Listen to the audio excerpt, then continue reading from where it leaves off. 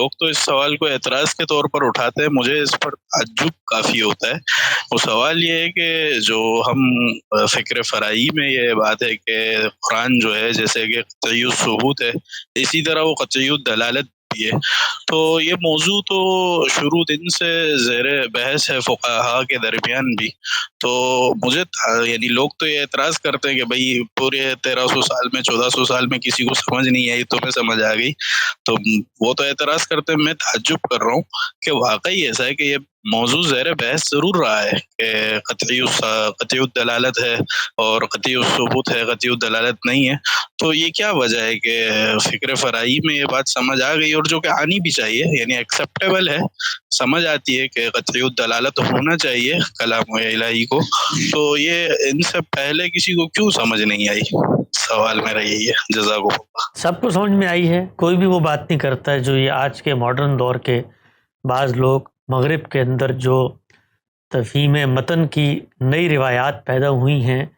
جنہوں نے اس بنیاد پر بائبل کی ڈسٹرکشن کی ہے، ڈی کنسٹرکشن کی ہے، اور یہ ڈریدا وغیرہ کی جو نئی تھیوریز ہیں، اور یہ کہ جی یہ جو کلام ہے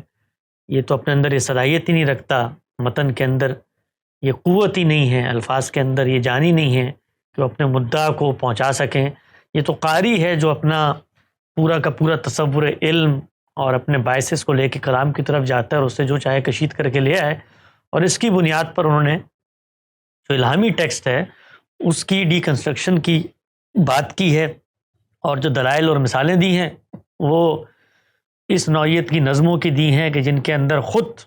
جو شاعر ہے اس کے پیش نظر ہی نہیں ہوتا کہ وہ کوئی ایسی منشا اپنی قطعی طور پہ لوگوں تک پہنچا دے، وہ تو حد اٹھانے کی چیزیں ہوتی ہیں۔ تو یہ سب کی سب نئی بحثیں ہیں، ہمارا علم ان بحثوں سے قطعاً لا تعلق ہے، ان کے ہاں یہ چیز زیر بحث آتی ہے۔ اصول فقہ کا میں درس نظامی میں ہم نے 6-7 سال پڑھا، تو ابتدائی طالب علم بھی جانتا ہے کہ وہاں پر بحث کیا ہوتی ہے، اسی کی تو بحث ہوتی ہے کہ بھائی یہ لفظ ہے، اس کی یہ اقسام ہے، ان اقسام کے نتیجے میں یہ کلام وجود پذیر ہوتا ہے، کلام کو جب آپ پڑھیں گے تو اس کے اندر جو نص ہے اس کی کیا کیا صورتیں سامنے آ جاتی ہیں باعتبار لفظیہ کے، پھر اسی طریقے سے اس نفس کا باعتبار معنوی کا کیا چیزیں سامنے آ جاتی ہیں۔ تو یہ دلالت النص ہے، اشارت النص ہے، اقتضاء النص ہے، ساری بحثیں وہاں پر ہو رہی ہیں۔ کہیں کسی کے حاشیے خیال میں بھی یہ نہیں آیا کہ بھائی یہ متن تو اس قابل ہی نہیں ہے کہ اس کے اندر سے کوئی چیز اخذ کی جا سکے، یعنی اگر یہ کسی کے ذہن میں آتا تو آپ کے خیال میں جو ان لوگوں نے تفاسیر لکھی ہیں وہ کبھی قرآن مجید کی تفسیر لکھتے؟ وہ کیا کر رہے ہوتے ہیں تفسیر کے اندر؟ اس تفسیر کے اندر وہ یہی بتا رہے ہوتے ہیں کہ یہ کلام الہی ہے، یہ الفاظ ہیں، یہ جملے کی تالیف ہے، یہ اس کا سیاق و سباق ہے، اس کی روشنی میں یہ مدعا ہے جو ہم سمجھے ہیں، اس کے بارے میں آج تک کسی نے دعویٰ نہیں کیا کہ جو کچھ ہم سمجھے ہیں ہمارا فہم قطعی ہے۔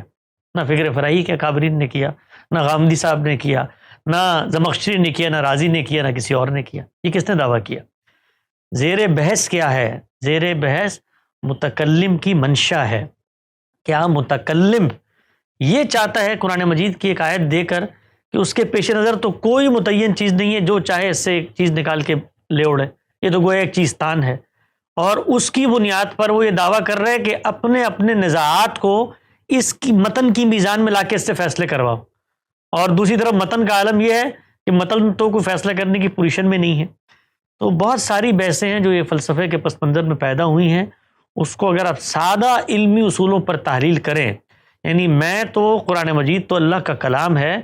میں تو کسی سول اور سیشن کورٹ کے جج کے کلام کے بارے میں تصور نہیں کر سکتا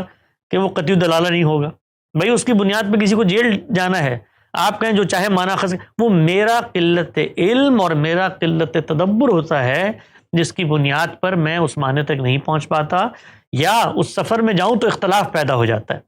تو یہ جتنی بحثیں ہیں یہ مسلمانوں کی علمی تراث سے عدم واقفیت کی بحثیں ہیں، اور اس میں جن لوگوں کو وہ دلیل کے طور پہ پیش کرتے ہیں وہ اصل بات ہی نہیں کر رہے۔ غامدی صاحب نے اس پر کافی آرٹیکلز لکھے ہیں، آپ ان کو پڑھ سکتے ہیں، ان کی کتاب مقامات میں برہان وغیرہ میں موجود ہے۔